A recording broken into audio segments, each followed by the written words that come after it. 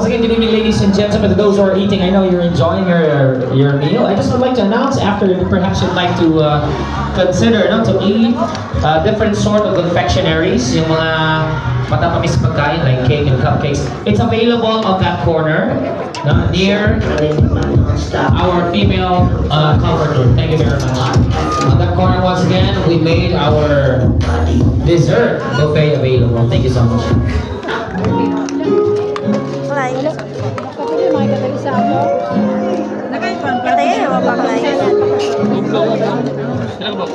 Isa lang.